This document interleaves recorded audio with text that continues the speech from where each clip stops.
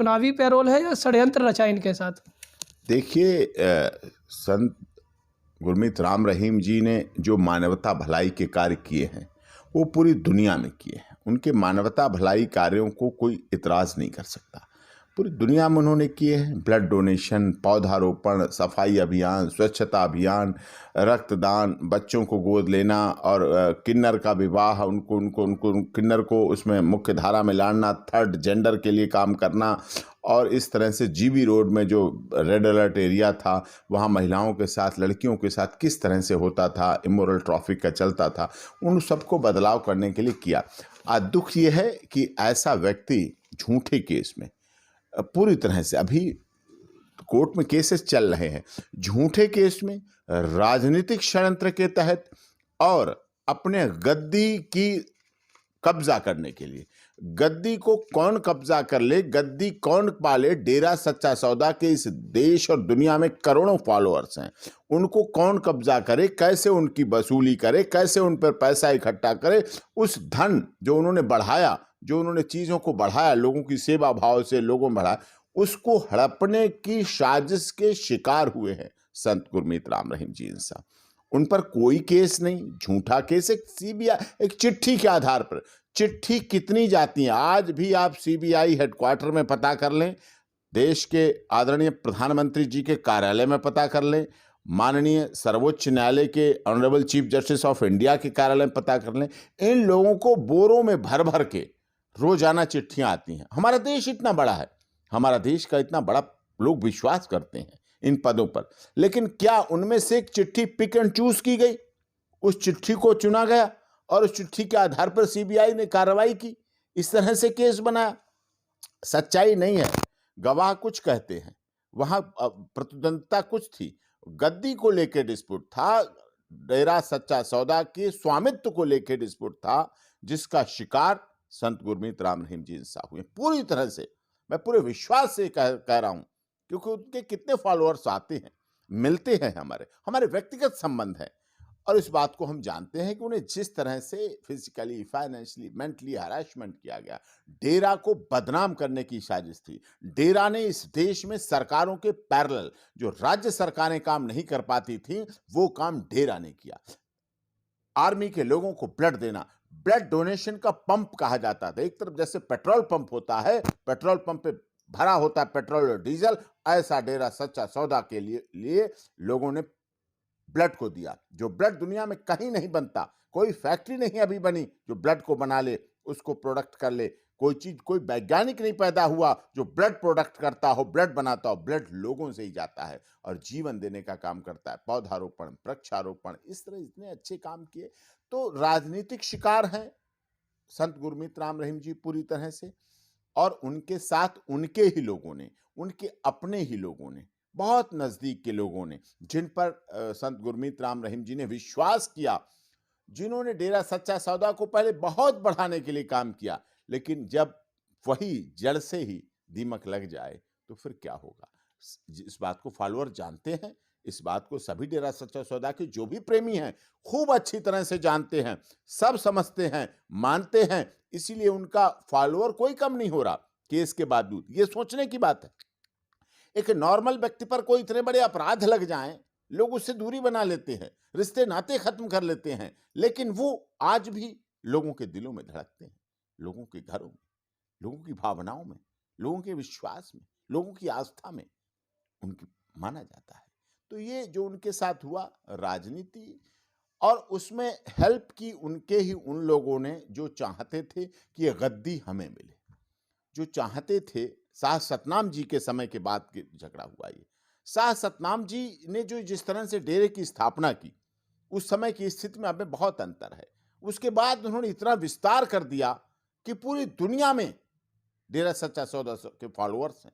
मानवता भलाई के अगर नाम आता है, कहीं आप ये कहें कि मानवता भलाई का काम कौन कर सकता है, तो लोग आंख बंद करके कह देते हैं डेरा सच्चा सौदा के लोग हैं जो मानवता भलाई के लिए काम करते हैं और उसकी बात करते हैं और उस पर चलाते हैं। ये है। एक तरफ राम रहीम जी को बेपैरोल मिला और वहीं दूसरी तरफ आसाराम बापू को जेल, उनके लिए फाइल भी, पटिशन भी लगाते हैं, जबकि कोई फर्क नहीं पड़ता इसमें। उसके बाद उनकी तबीयत भी खराब होती है, तो तबीयत में वो कहेंगे कि हमें इस अस्पताल का ट्रीटमेंट चाहिए, तो वो उनको अपने हिसाब से करते हैं। क्या हो रहा है इनके केस में, आसाराम बापू के केस में?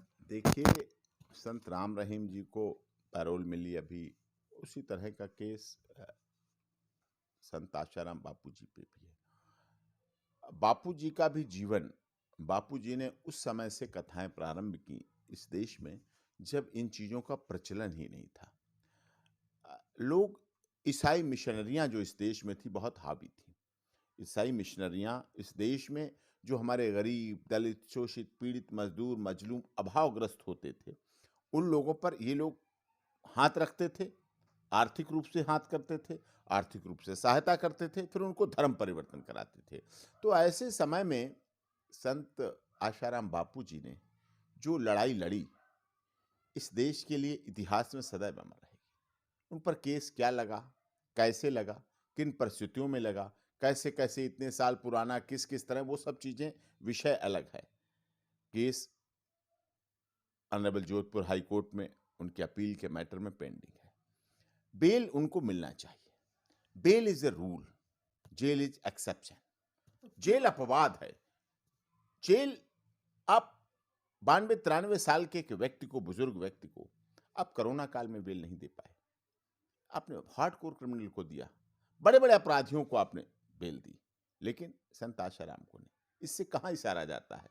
इसमें इशारा जाता है कहीं ना कहीं कि कोई ना कोई बात है, कुछ ना कुछ मजबूरियां रही होंगी। कोई यूं ही बेवफा नहीं होता है, तो कुछ ना कुछ मजबूरियां तो होती हैं। इसीलिए आपने जो कहा, सवाल आपका चुनावी पैरोल, पंजाब में चुनाव है, निश्चित रूप से पंजाब में चुनाव है, उत्तर प्रदेश में भी चुनाव है, और निश्चित रूप से डेरा सच्चा सौदा का प्रभाव इन प्रदेशों में है। अगर अब यही चुनाव अगर राजस्थान में होगा, तो क्या आसाराम बापू को भी क्या बेल मिल जाएगी, पैरोल? नहीं, आशाराम बापू जी का जो प्रभाव है वो लगभग देश के सभी जगह है। उनका कोई राज्य स्पेसिफिक नहीं है।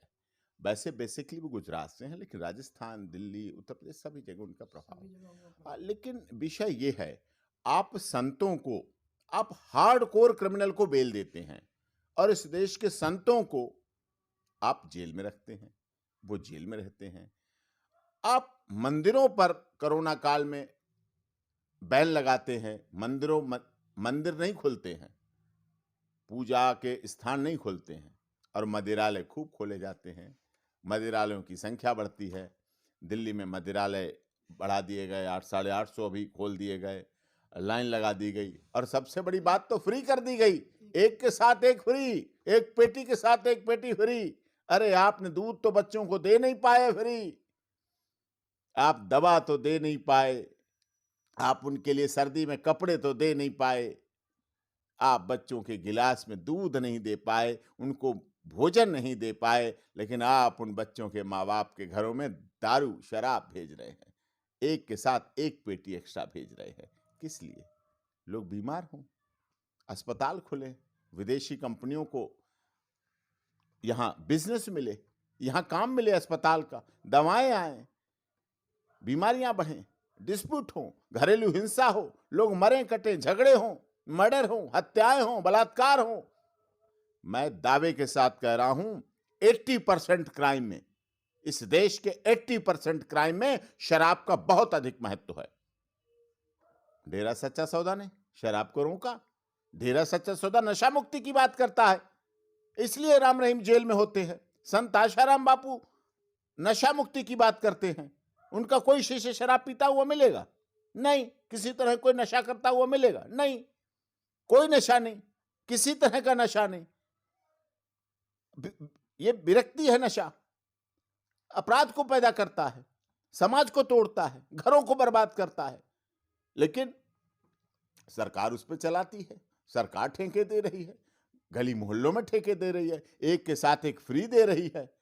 आप समझ सकते हैं नीति नेतृत्व की कैसी है, कैसी है इस देश के नेता की नियति, नेतृत्व कैसा है, क्या नीति है, क्या सिद्धांत है उनके। तो ये जो देश के लिए है, ये घातक है, इस तरह की रीति। और इन सब चीजों को हमारे संत मना करते हैं, इसलिए शराब बाहर बिकेगी, दुकानें खूब खुलेंगी, और संत जेल में रहेंगे, अब तो कोई मना करने वाला भी नहीं है, अब तो कोई उपदेश और शिक्षा दीक्षा देने वाला भी नहीं है, वो जेल में है। धीरज सच्चा सौदा ने नशा मुक्ति के लिए बहुत बड़ा काम किया, संत आशाराम बापू जी नशा मुक्ति के लिए बहुत बड़ा काम किया, बहुत काम किया, ब्रह्मचर्य के लिए, इसके लिए बहुत काम किए। तो उनको इस तरह से जो किया जा रहा है वो देश के लिए गलत है, हमारे समाज के लिए गलत है।